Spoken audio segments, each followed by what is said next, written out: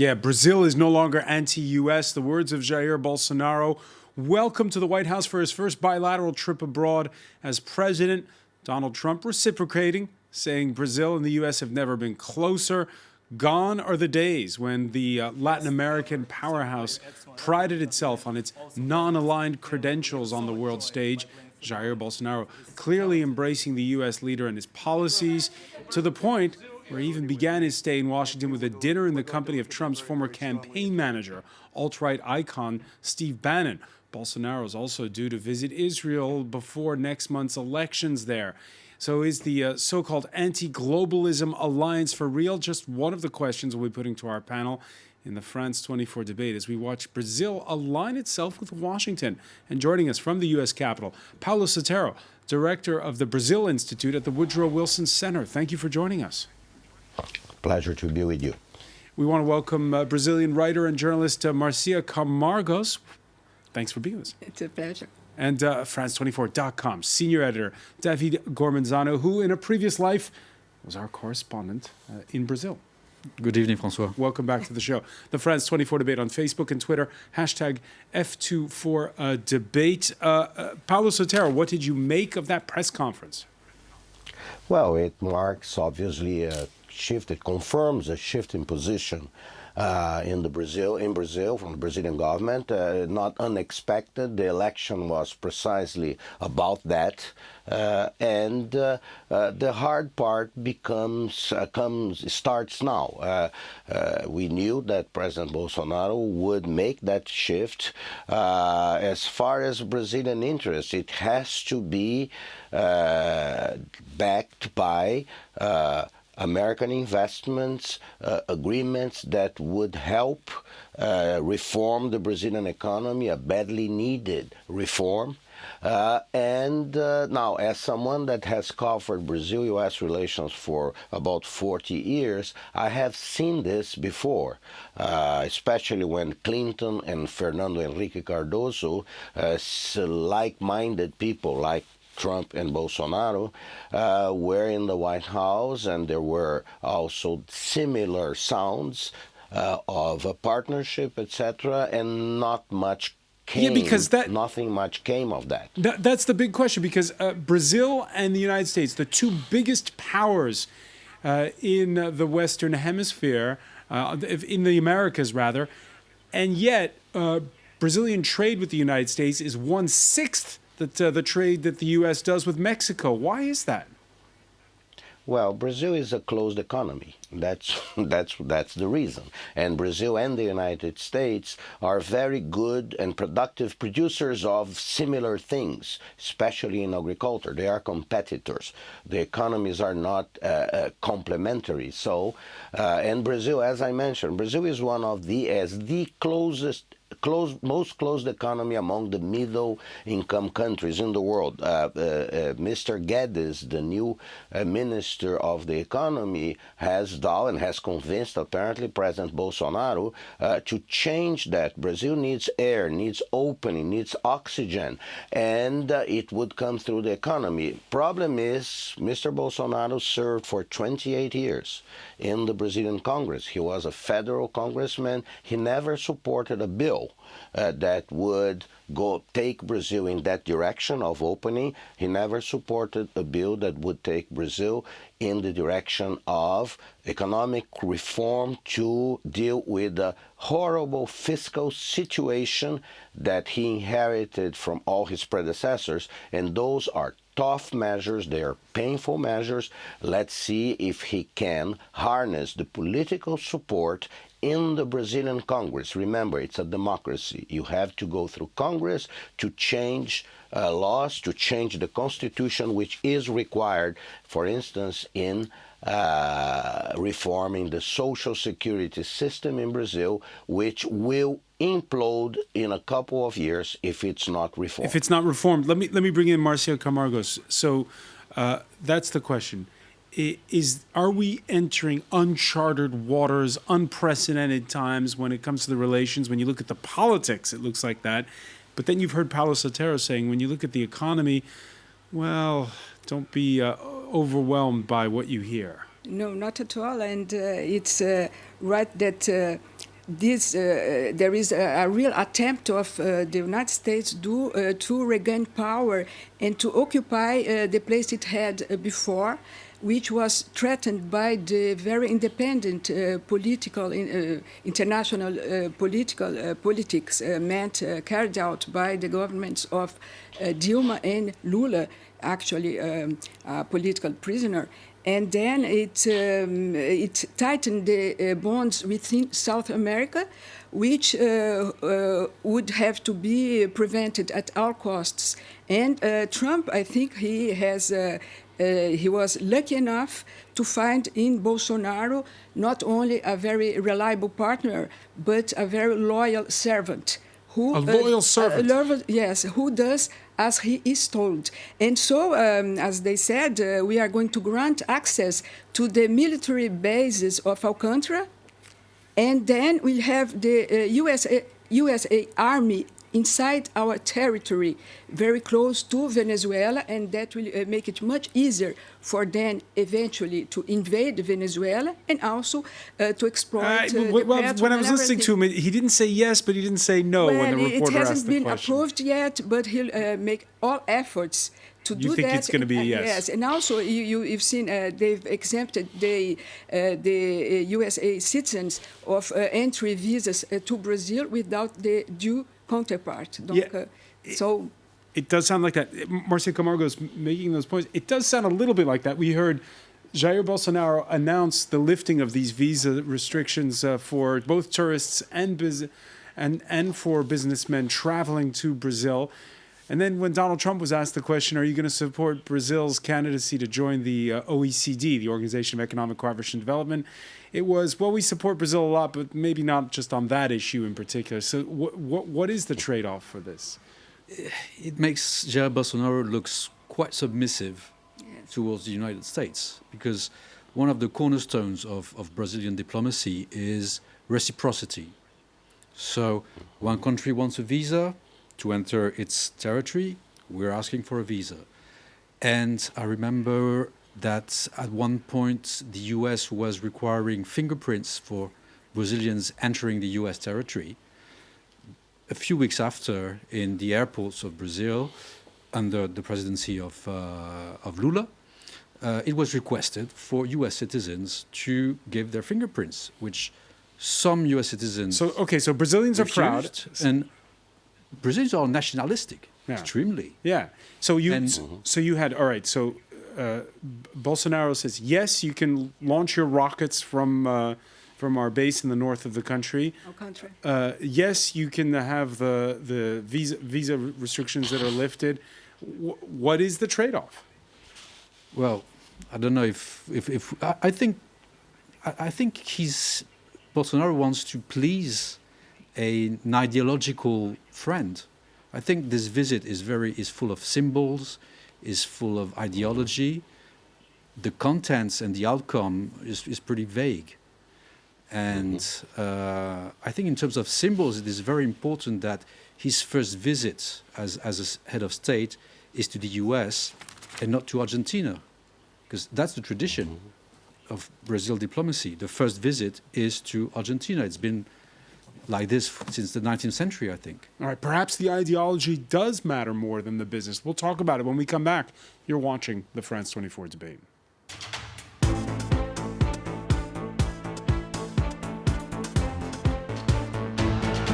Welcome back, or welcome if you're just joining us. It's the France 24 debate, and we're speaking as Jair Bolsonaro, the far-right leader of Brazil, kicks off his first bilateral visit abroad to the United States.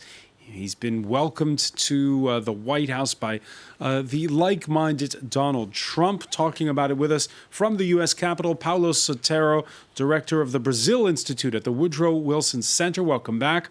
Welcome back as well to Brazilian writer and journalist Marcia Camargos, and to France24.com's David Gormezano, former correspondent for us in Brazil. Yeah, earlier they met in the Oval Office, the traditional photo op, followed by the press conference in the Rose Garden. David Gormezano talking about how ideology matters. It sure does when you hear Donald Trump tell it. The twilight hour of socialism has arrived in our hemisphere, and hopefully, by the way, it's also arrived, that twilight hour, in our great country, which is doing better than it's ever done economically. The last thing we want in the United States is socialism. You hear that, Paulo Sotero? It's the twilight hour of socialism. Well, it is an hour where there is a promise here on Brazil-U.S. relations. Whether this promise of a new partnership will become reality depends immediately on two things. One, and whoever answers this question correctly will have a clue. Will President Donald Trump be reelected next year?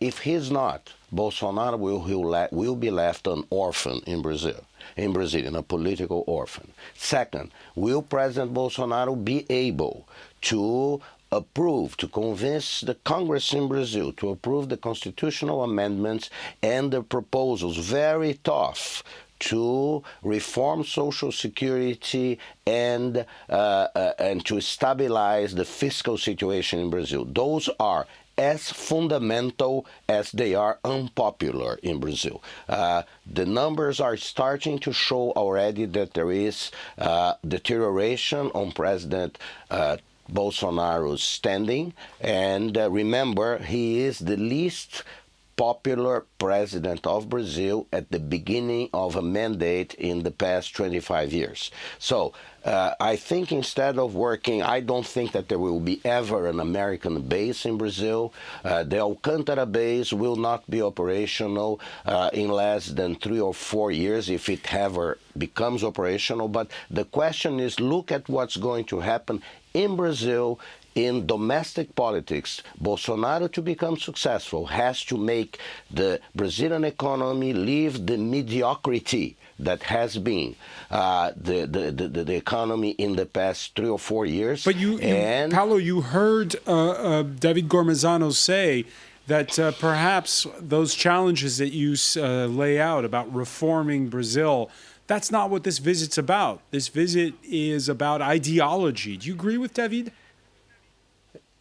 Yes, it is about ideology and hoping that sense of identity between Brazil and the United States will make investors build confidence, and so they will invest their money in Brazil, will make Brazilian investors more confident about that.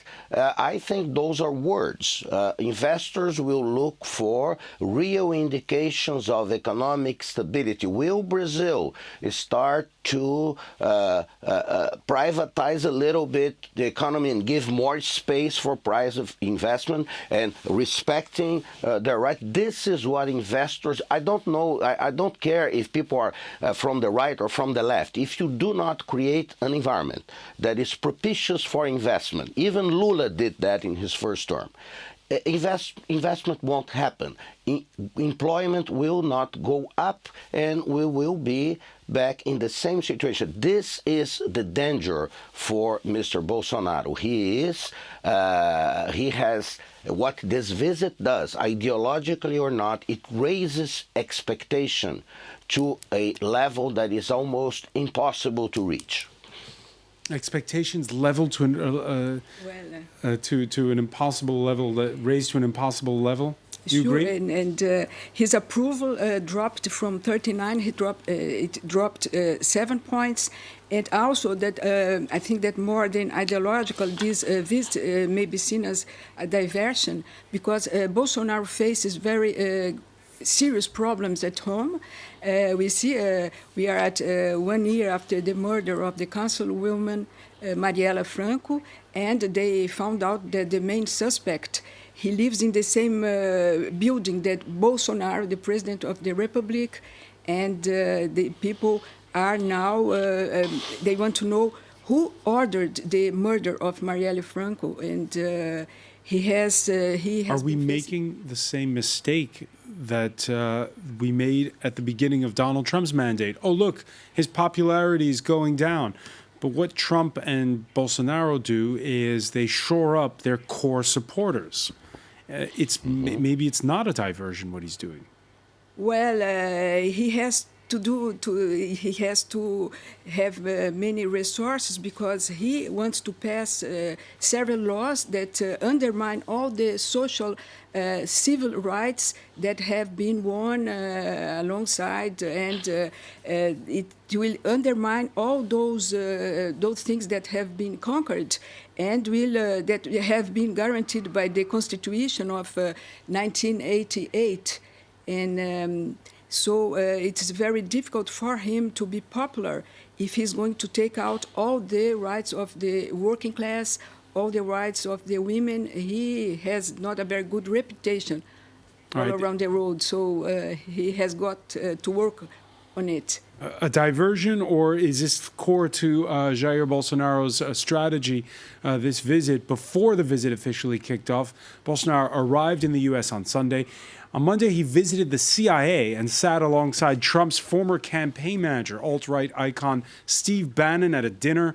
The same Steve Bannon who a few days ago hosted a dinner at the Trump Hotel in Washington, D.C., with a club of nationalist populist leaders that calls itself The Movement.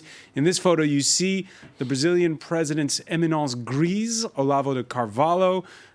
He's the one on the far left of the photo. You also see Bannon to the far right, and the president's son, the tall fellow there, Congressman Eduardo Bolsonaro. And David Gormezano, you know, the talk of an internationale of anti-globalists is how they describe themselves. That's right, and indeed, in the talking, they are. But Bolsonaro has been in place for 3 months, and about his statesmanship, no one really knows. We didn't know with Trump. With Bolsonaro, it's a bit of the same. He doesn't look prepared to deal with international leaders and with international matters. But he does have that connection between the two, which is Steve Bannon, who had met his son. There was that tweet that was put out last June. They met before the election. Oh, that's for sure. It's clear Trump has been an inspiration, and it is clear as well that Bolsonaro, through his son, has learned a lot on campaigning and taking momentum in Brazilian politics, and this comes from the U.S. and from the circles of Bannon and the alt-right and the ultra-conservatives who have supported Trump's election. That's it's clear they have, because Bolsonaro is a mediocre politician in Brazilian politics. He's been around for 28 years, as our friend said, but he's shown nothing in 28 years. So this very effective campaign he did, surely he learned and he was helped from circles in the US. What did you make, Paulo Sotero? At one point during the press conference, Donald Trump singles out the Brazilian president's son, Eduardo Bolsonaro, and pays tribute to him. What did you make of that moment? Well, because Eduardo Bolsonaro has been fundamental and instrumental in building the connection with Steve Bannon, in building the connection with Olavo de Carvalho, the two sort of ideologues. Now, notice one thing that happened on Saturday and Sunday here in Washington, where both Mr. Olavo de Carvalho, who lives here in Richmond, Virginia, and Mr.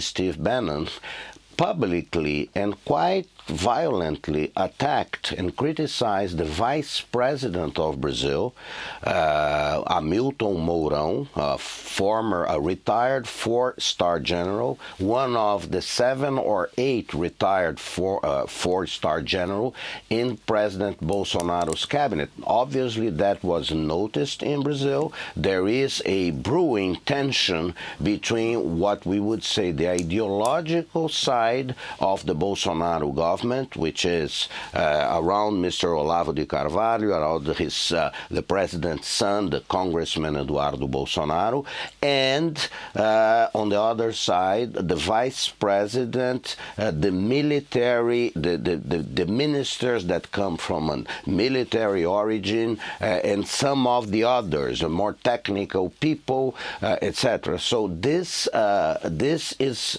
something. This is a tension that is building and will continue to build. By the way, the vice president of Brazil will be here in Washington in April for a visit with the American vice president after he spends 3 days at Harvard in an annual conference organized by the students, Brazilian students at Harvard and MIT, where it's a really a diverse, pluralistic thing where people from different walks of, different sides of the Brazilian political debate. Well, you call attention. Is that just a good cop, bad cop act? No. This is a serious division. This is a serious division that will, and Mr. Mourão could be the beneficiary of this, especially if the promises, the expectations that the Brazilian economy will revive, that they will go back at creating jobs, at lowering job insecurity, at also very important, lowering public safety in Brazil. Brazil is a country where last year 64,000 people were murdered, 70% of them by the use of gunfire.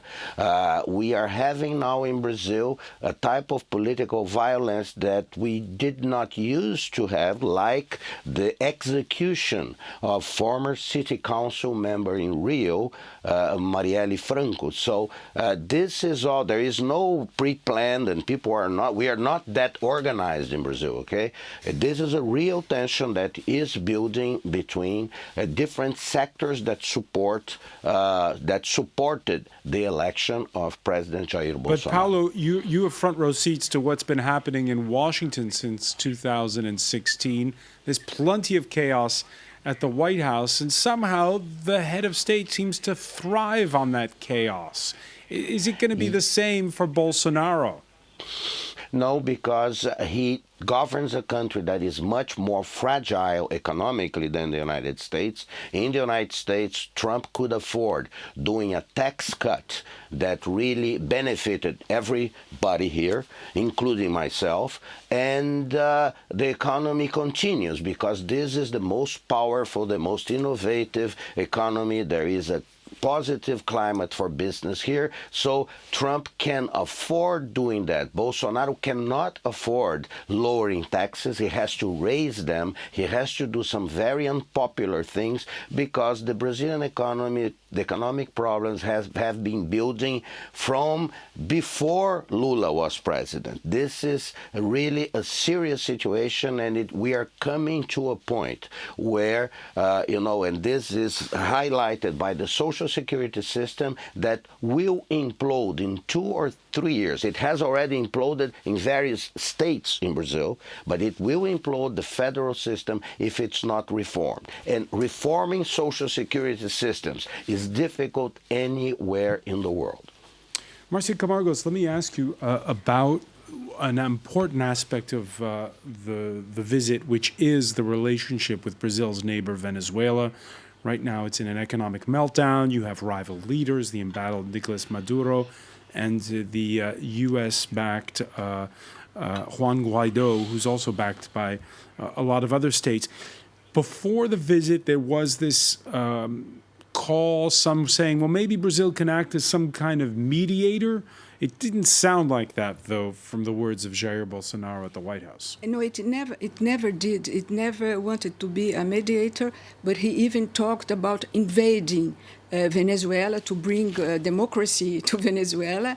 And that's why, as I said, they are granting access to the base of Alcantara, which is very close to that country, so that to make things easier for the United States, maybe in the future, perhaps even invade Venezuela. What's your reaction when you hear Donald Trump saying all options are open when it comes to Venezuela? Is that just the talk, or? Well, it seems that if there wasn't Russia or Iran to back them, to prevent them from invading it, they would have done that a long time ago, I think. They would have done it a long time ago. Yes, I think so. David Gormezano? I think at present, the fact that China and Russia have supported clearly Nicolas Maduro is preventing Trump or Bolsonaro to act militarily against Venezuela. There's no question. As long as Maduro will have the support of China and Russia, I don't think there will be any military move from the U.S. And to go back to this division within the circles of power in Brasilia, I think the military, the Brazilian military, sees itself as a regional superpower. Brazilian troops did a UN peace mission in Haiti a few years ago. The Brazilian military is very proud of its army, of its training, of its capabilities. And I don't think they will accept that the Air Force, because Alcantara is a rocket launcher center, but it's also an air base. It's a very big air base. Where the U.S. has been offered the chance to send its rockets into space. But maybe the real issue is for the U.S. to use the Air Force facilities that exist in northern Brazil to do whatever they might want to do. But you have to remember as well that the U.S. has military bases in Colombia. And Colombia is not far from Venezuela. So it doesn't need Brazil. It doesn't need Brazil to... If the U.S. really wants to invade Venezuela, it can, militarily speaking. The burden's been high when it comes to the influx of refugees from Venezuela into those border states, both in Colombia and Brazil. How high has it been for Brazil? Much less than it has been for Colombia. Colombia has taken in 1 million people from Venezuela. Brazil has taken much less. And there's been, maybe you can remember, there was some scenes of chaos and violence and brutality in the northern state of Roraima. Yes. But that was in places that were very isolated and very difficult. Other Venezuelans, have reached big cities in the south of Brazil and have integrated pretty well, have found opportunities, have found houses and everything, and people have been quite welcoming. But in terms of numbers, it is on another scale as Colombia. One final point. Paulo Sotero, one country that does business with both Brazil and Venezuela is China. We heard during the press conference a reporter ask if there was a pivot away from China. Bolsonaro first answering diplomatically and then saying, no longer will business be dictated by ideology. Your thoughts?